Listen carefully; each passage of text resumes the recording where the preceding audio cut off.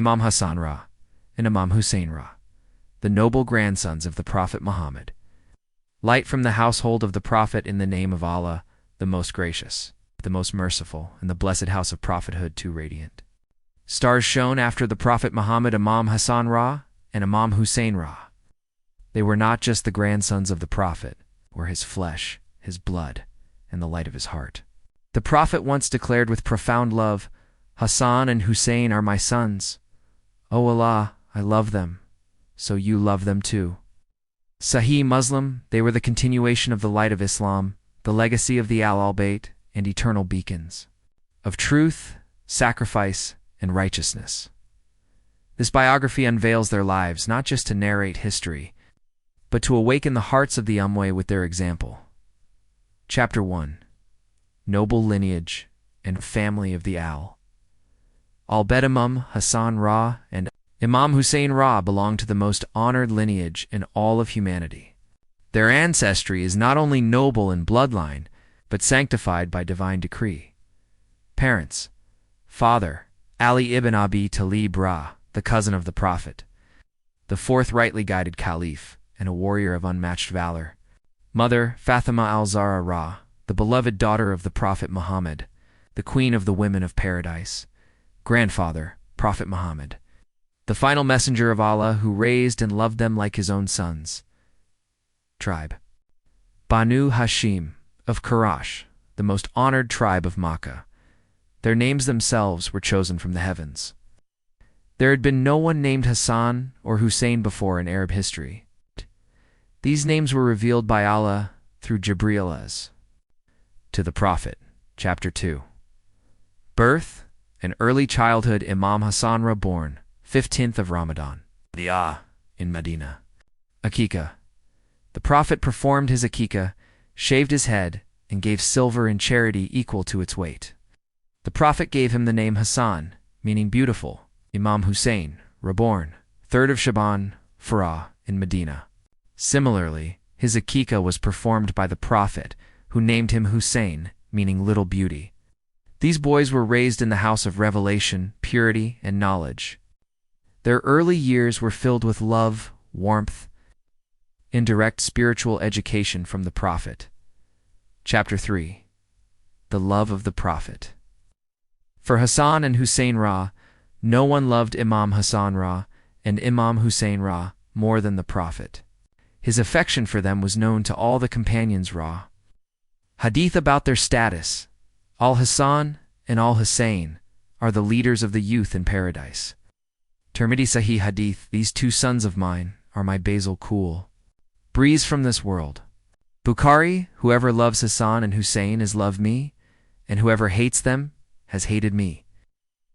Musnad Ahmad: he would carry them on his shoulders, interrupt khutbahs to lift them up, kiss them tenderly and pray for them. Once when the Prophet was ensuited during Salah, Hussein Ra climbed on his back. The Prophet prolonged his prostration until he got down. Afterward, the Prophet said, "He is my son. Whoever loves him, Allah will love him." Growing up in the house of the Prophet from childhood, Imam Hassan Ra and Imam Hussein Ra were nurtured on taqwa, generosity, bravery, and truthfulness. Their teachers, Prophet Muhammad directly, Ali ibn Abi Talib Ra, Fatima al-Zahra Ra, they memorized Quran, learned Hadith firsthand, and practiced the Sunnah in its most authentic form. Chapter 5. After the death of the Prophet, the passing of the Prophet was the first deep sorrow in their lives. They were still very young. Hassan Ra was about 7 years old. Hussein Ra was about 6 years old. They wept over their grandfather, and the Ummah saw them as his living legacy. They continued to grow under the spiritual and political guidance of Ali ibn Abi Talib Ra.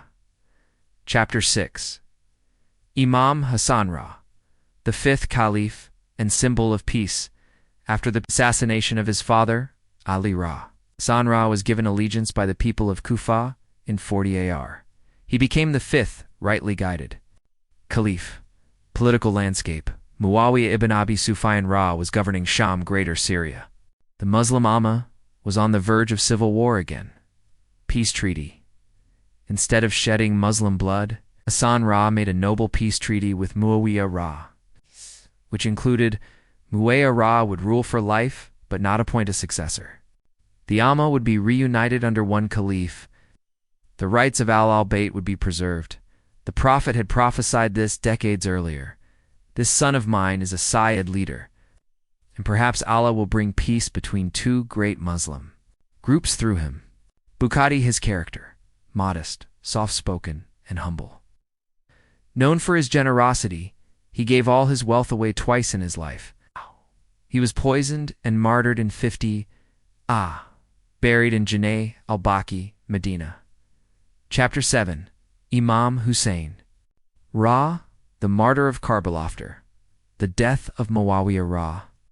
His son Yazid forcefully took power and demanded allegiance from Hussein Ra. But Imam Hussein Ra refused. Why did he refuse? Yazid was known for his immorality, injustice, and un-Islamic governance. Imam Hussein Ra said, "A man like me cannot give allegiance to a man like Yazid." Journeyed to Karbala. The people of Kufa invited him to come and lead them. Despite warnings, Imam Hussein Ra left with his family in a small group of loyal companions.